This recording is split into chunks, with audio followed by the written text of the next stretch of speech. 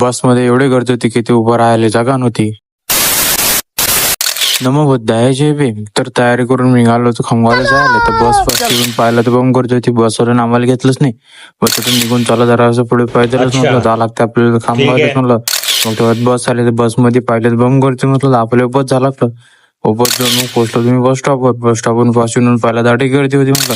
मग कसंही करून बसमध्ये चढलो आणि बसमध्ये बसून निघालो खामगावला जायला. तेव्हाच पोहोचलो मी खामगावला येऊन पाहिलं बम गर्दीमध्ये म्हटलं एवढ्या उन्हामध्ये पैदलच निघायला लागतं म्हटलं. मग तेव्हाच बसलो ऑफिसमध्ये. मग ऑफिसमध्ये बसून मी मग काम चालू केलं आणि काम चालू करता मग लवकर खतम करून टाकलं. निघालो घरी जायसाठी. तर संध्याकाळचे 5 वाजले म्हटलं आपल्याला जावं लागतं घरी जायसाठी. तर मग गोष्ट करून पाहिलं तर अटी गर्दी होती म्हणलं. मी बसमध्ये कसंही चढलो आणि निघालो घरी जायसाठी. घरी जायला म्हटलं आपल्याला उशीर होतो म्हटलं साठी मग दुसऱ्या बस स्टॉपवर पोहोचलो. चढून मग निघालो घरी जायसाठी म्हणलं आपल्याला दुसरी बस पकडायला लागते. अटी याच्यात तर बम गर्दी होती म्हणलं.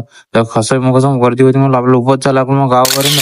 तर मग ओरोडले बसून मग मित्राचा बर्थडे बी होता. तेव्हा मित्र म्हणे की आपल्याला जावं लागतं बर्थडे पार्टीमध्ये. तर आम्ही निघालो मग बर्थडे पार्टीमध्ये जायला. सरांना गाड्या घेतल्या निघालो आम्ही बर्थडे पार्टीला. तर मग इटूवर गँग जमा झाली होती बर्थडे पार्टीची. आता केक गिक आणायचा होता. केक आणला आणि कापायला सुरुवात केली. तर आता मित्राचा बर्थडे केक कापावंच लागतं म्हणलं. तर फटाफट केक कापू लोक मला फॉलो करून घ्या. आणि हे होते आपली बर्थडे गँगची पार्टी. आणि लोक तुम्ही फॉलो नसेल केलं तर लोक मी फॉलो करून घ्या. आठवून निघालो आम्ही घरी जायला. मग भेटू आपण पुढच्या ब्लॉग मध्ये.